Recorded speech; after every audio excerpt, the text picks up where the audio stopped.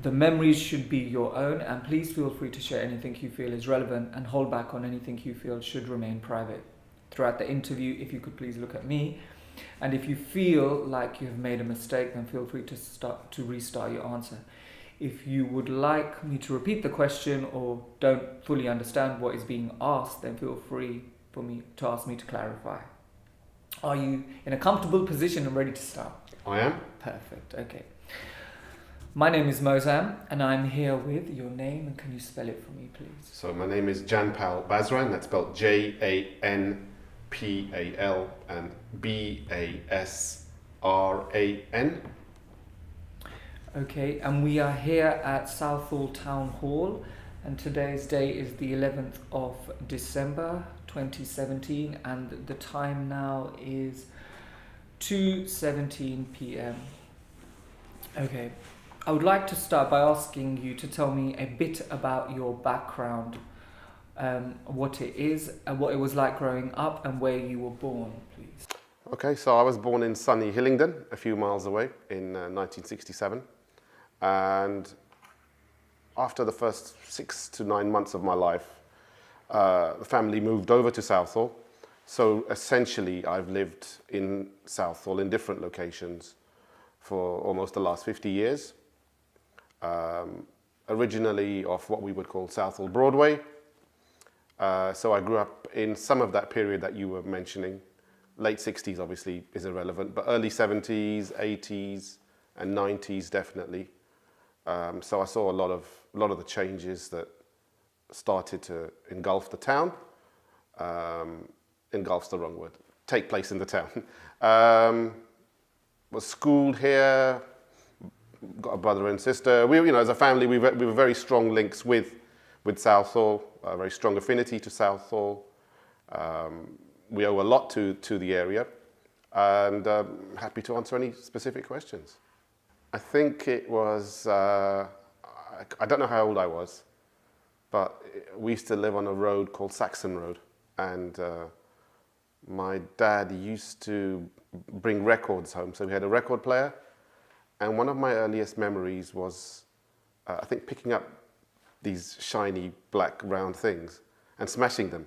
But I didn't know I was smashing them. They told me afterwards. All I remember is what I thought playing. And my parents told me afterwards, you used to regularly just pick them and smash them and, have fun. And obviously they couldn't do anything about it. So that was just one of the little things. And then obviously you start school. We moved around from one road to another. So earliest experiences really are of running around on streets, playing, traffic-free environment, a friendly town with a very different kind of population to what we have now. Large white English, Irish, African Caribbean community as I was growing up. And a Southall that was not the sort of essentially Asian shopping experience that we have now. A Southall that was much more, I don't know if you know Peter and Jane books. They're these books which we had when we were growing up, that used to teach children how to read and the basics of grammar, And there was a boy and a girl called Peter and Jane, and that world of 50s and 60s Britain was what Southall Broadway was like in many ways, So those are some of the. There were lots of memories individually, but we lived in a very different town to the kind of rapidly changing and multicultural one that we live in now.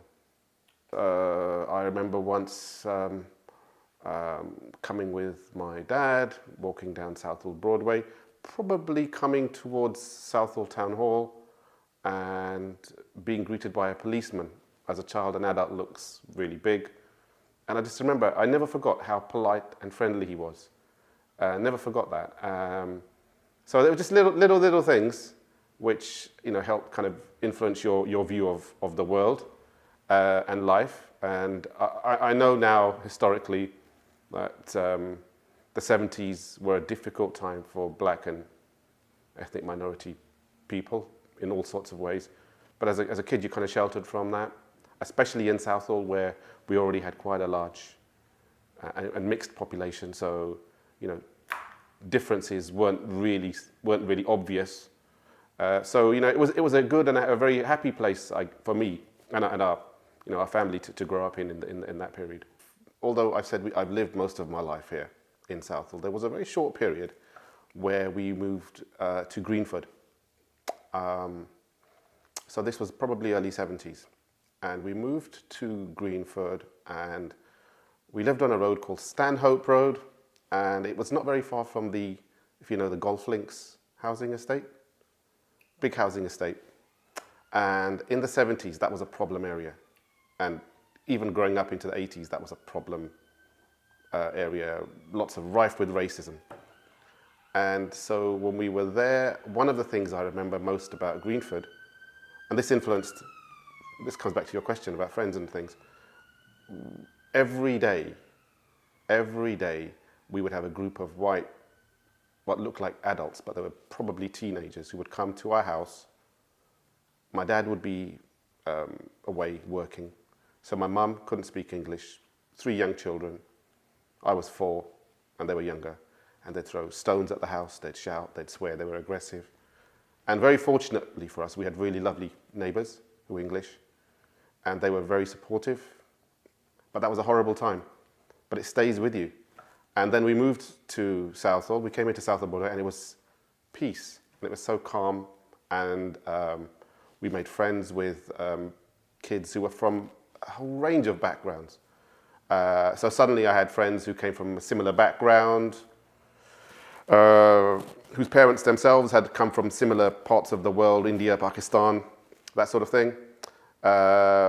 Lots of African Caribbean kids on the road. So we lived in an environment where we had people who were comfortable to be around, who were familiar with the kind of problems we were all facing, that our families were experiencing.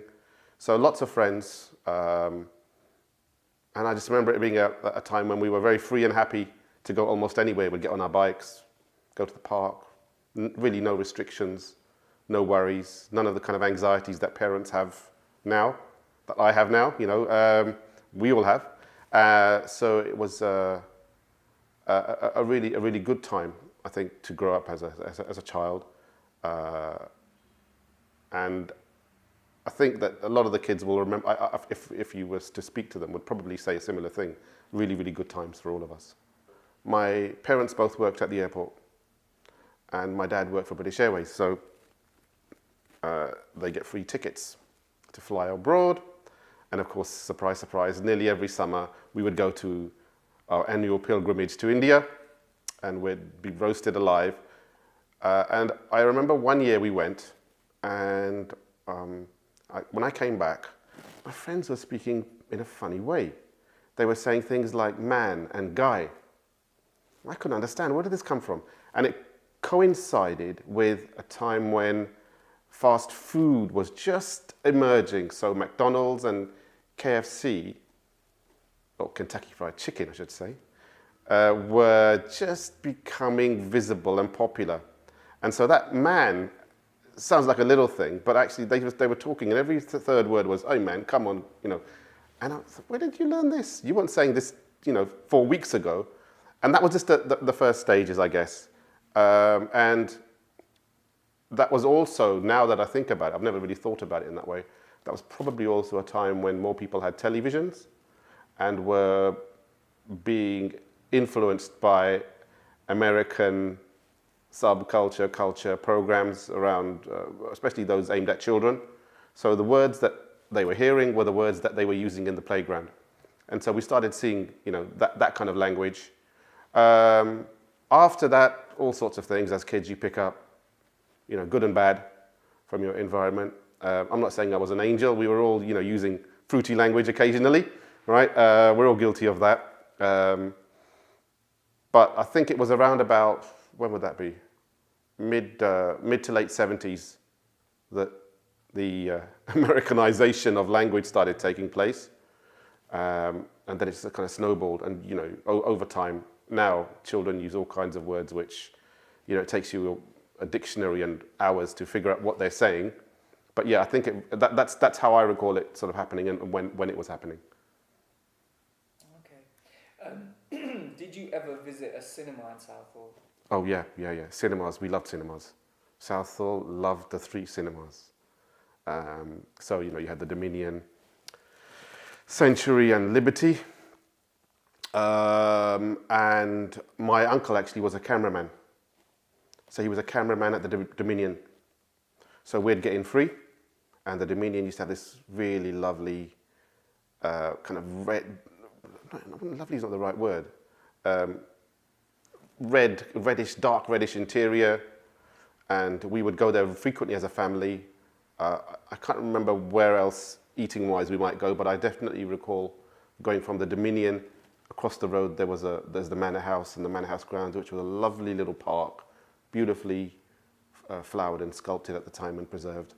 So we used to have a good time going there. The three cinemas themselves, eventually time caught up with them, when videos especially killed everything. But when they were there, I think they were really popular. Obviously very much Asian films, but they were really also very much a way for people to stay in touch with each other socially. So they were kind of places that people would come to interact, largely not Indian Pakistani communities, mainly Indian Panjabi speakers. That was the kind of place where a lot of people would, could afford to go enjoy a good family outing. And interestingly, my uncle also worked for a while in a cinema in Hanger Lane. So if you know where Hanger Lane roundabout is, you won't know it now, but there used to be a cinema there called the Paradise Cinema. I think it's a hotel or a block of flats now. And he used to work there, and he'd take me along at night sometimes when the whole place was shut. He had the keys, and I remember one of the funniest memories was, I think, going there, and he put on a film for me at night, me, him, and one of my cousins. 10 Fingers of Steel, martial arts film, right? You never forget these silly things. So cinemas played a big role in Southall. Good business, very active socially, place where people came and met and interacted. So they were really, key kind of parts of the community of the time. Commonest thing was samosa and Coke. That was the big thing, They used to have Coke bottles in those days, and the Coke was really, it would shoot up your nose fizzy. And samosa at intervals, so you would have a film. The films themselves were, 3 hours of song and dance and fantasy, but at the intervals, everybody would have a little break. But I remember samosa, the Coke, and we used to have quite funny staff there who couldn't speak English very well. So I remember there was one, my uncle told me a story of one man who was at the Dominion, who had come from India and was a relative of the manager. And the manager had told him to stand at the front and welcome people by saying, how are you? He couldn't speak English, so he ended up saying, who are you? And saying it in a way which was aggressive. So people were, obviously all of a sudden complaints started coming in. But yeah, it was little things like that, But it was just as I said, aside from the films, the kind of interaction and the life around that the cinema kind of provided, which was a really good way of bringing people together. The cinema closest to us was Liberty. And although one night my uncle was working at the Dominion, which is, a good few hundred meters away. But I think I must have been with my parents, and we were at the Liberty Cinema, and they had an old film called Ganga Jamuna. Right, it had an actor called Dilip Kumar, an old VP, these really sad ones where, two brothers go their separate ways. One's a bandit, one's a brother. You've heard this story. And at the end, the law-abiding policeman, younger one, who's been brought up by his older brother, gets shot, and everyone's in tears. And that's what happened.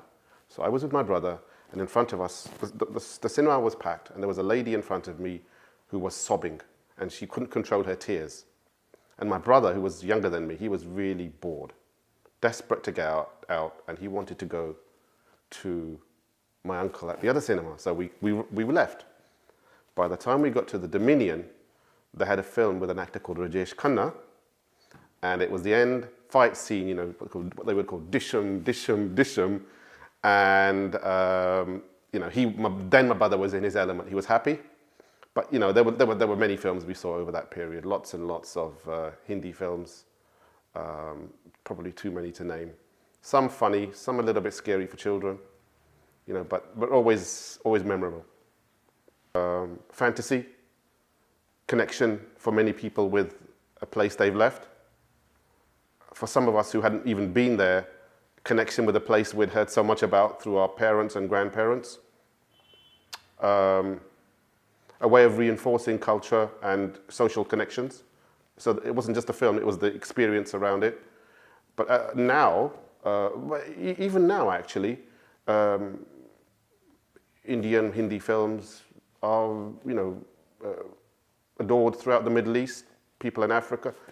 We have a very large Somali community. They love Hindi films. They really like them. They, if not anybody else, will enjoy them. So they have a kind of a universal appeal. They've got more sophisticated, and nowadays, you see a lot more sort of technology-induced kind of films. But in the old days, it was just sort of core blood and guts, handmade kind of special effects. And we knew, as children, we knew that that's rubbish, that's a lie, that looks really bogus, but you enjoyed it. It was just a good family outing. And a lot of the films had a family orientation to them. There wasn't anything there that, you kind of might nowadays you might regard as a little bit kind of risky, ladies wearing not much, or storylines which were a little bit provocative. We didn't have any of that. So there was, the stories are pretty much the same.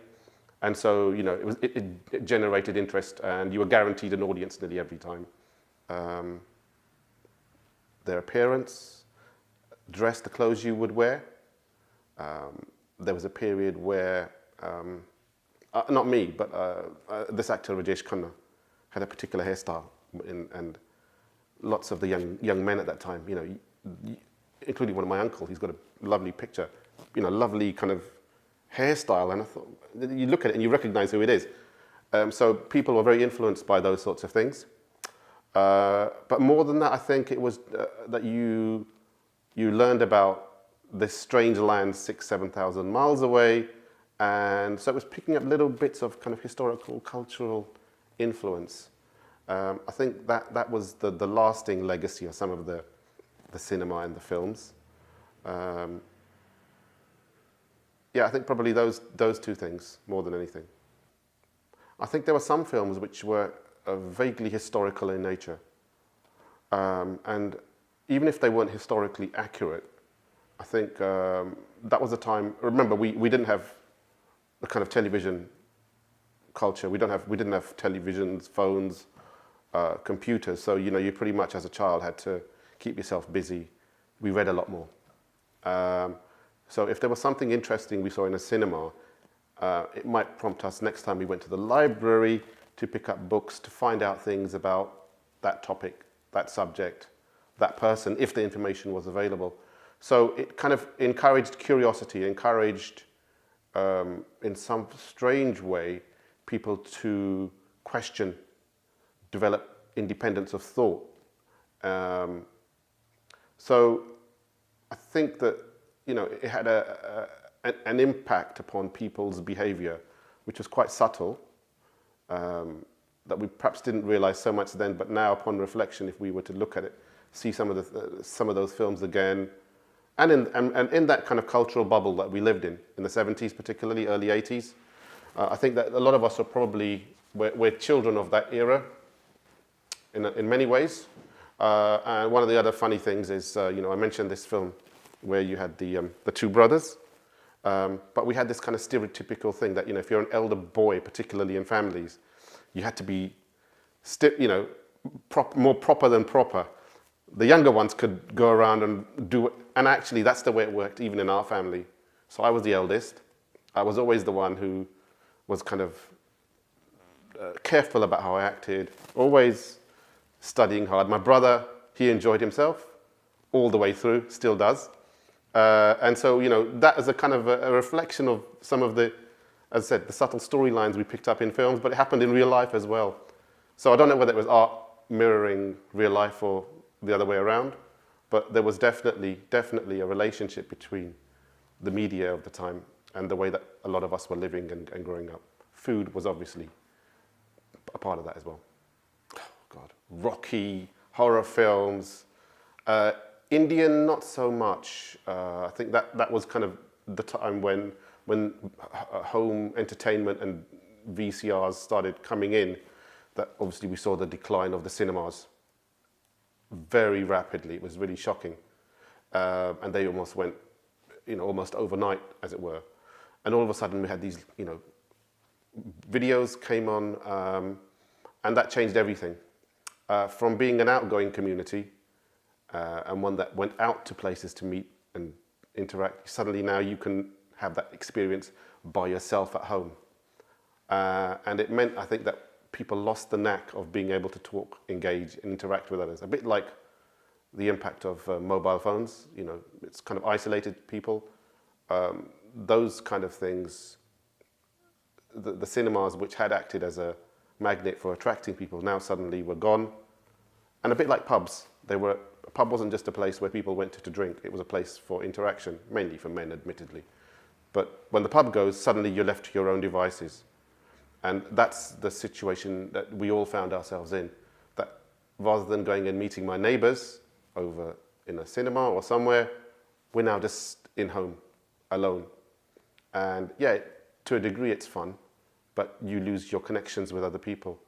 And we then, in subsequent years, we started finding that Southall became a lot more of a kind of individualistic town.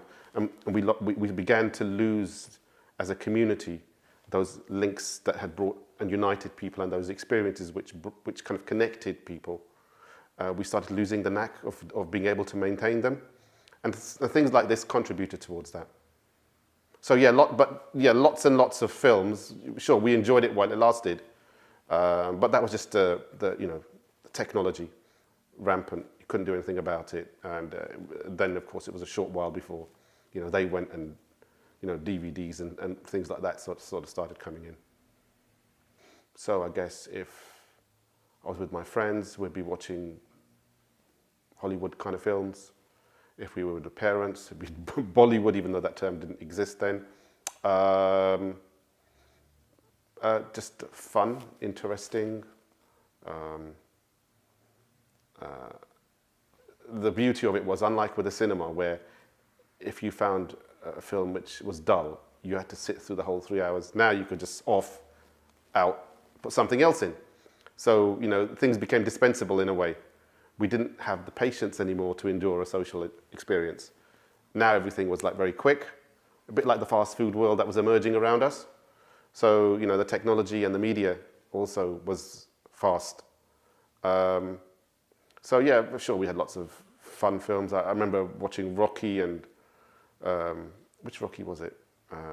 Sylvester Stallone Rocky I'm talking about. And it was a third one, I think, with that song, Eye of the Tiger. Yeah, and we're all, as a kid, I think we were at high school then, and suddenly everybody's up trying to punch each other, all those kind of silly things. So, we started seeing all of that sort of thing. You also now were exposed, I think, with the cinema, everything was very chaste, very, very decent, very honourable. There'd be villains who'd always try and rip the sari off the, heroin, all that kind of stuff, but that was about it. But now, with videos, children were exposed to a lot more.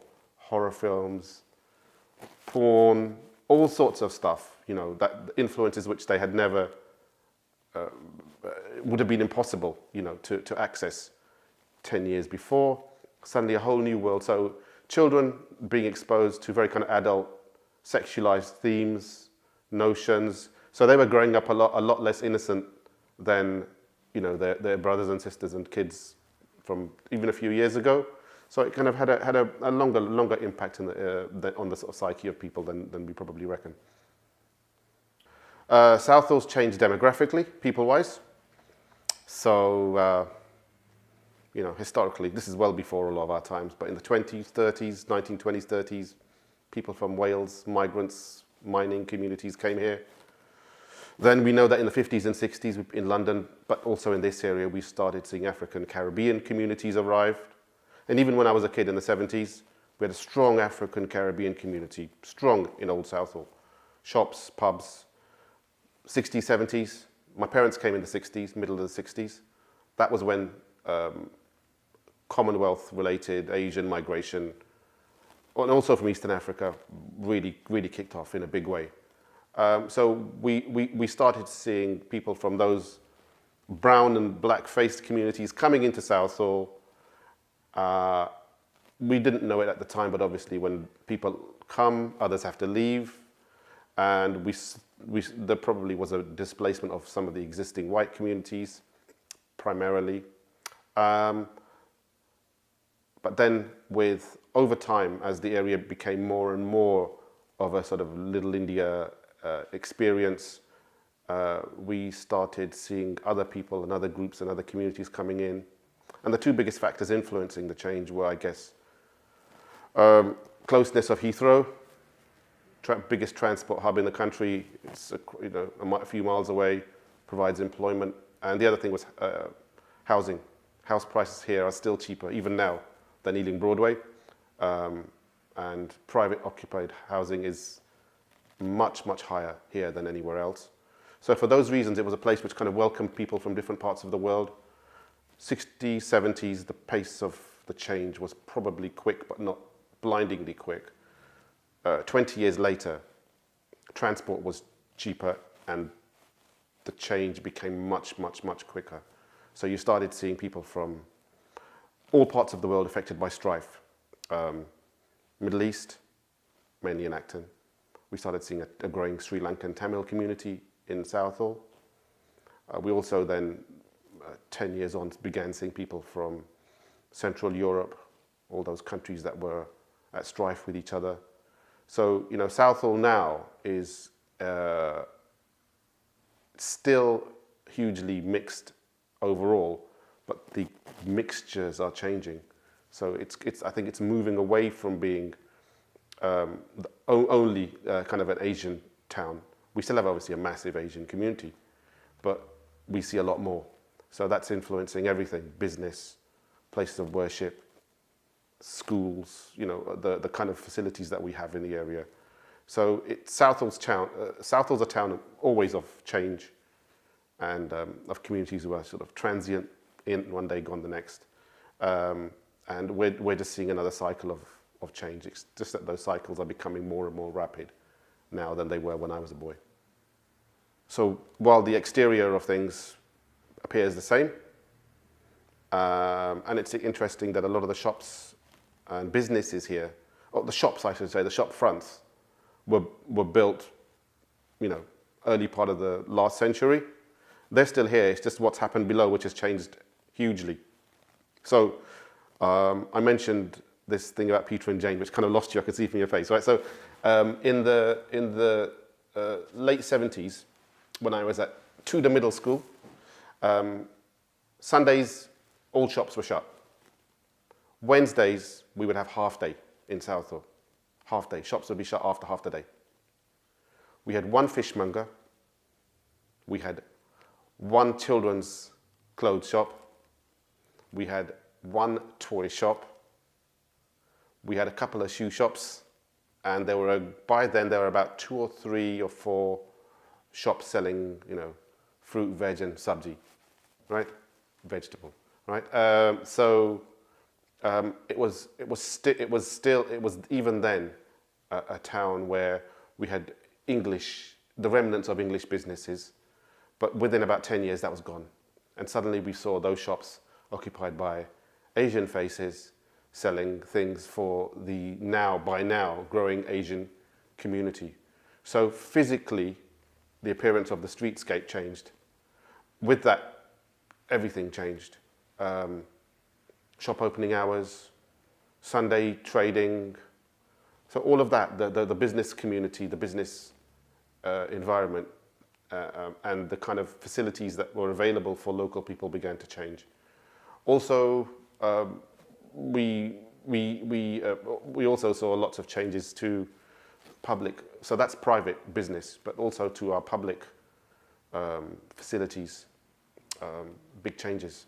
So we're in Southall Town Hall now, but I don't know if you know, but outside of Southall Town Hall, on either sides of the entrance, below ground, there are toilets, public toilets, which used to be open when I was a boy. So, you know, you could go and you could use those public. So those are closed. Our parks. If you could see some of the pictures of our parks from the 70s, you'd be astounded. It was like Regent's Park in London, you know, here next door to you. You know, so much investment, so much maintenance, so many things which we didn't have, which we don't have now. So it was, you know, I'm looking back on things nostalgically in a way. As a kid, that's how you remember things. You don't see the bad side, you only remember the positive. But even the positive, it was very different, you know, very, very different, a different area. The economy also was good because we used to have manufacturing businesses around, and they provided employment for lots and lots of the mainly unskilled, poor communication type adults that lived in the area. So, you know, in lots of ways, physical, social, and economic, Southall has changed. The only thing that hasn't really changed, as I said, is that it's still very mixed and very welcoming to people from almost anywhere. But other than that, there's been enormous change, and I think there will continue to be in the next couple of years. Did you know that Make a Difference Entertainment is a charity? Help us to support underrepresented talent by connecting with us on our social media.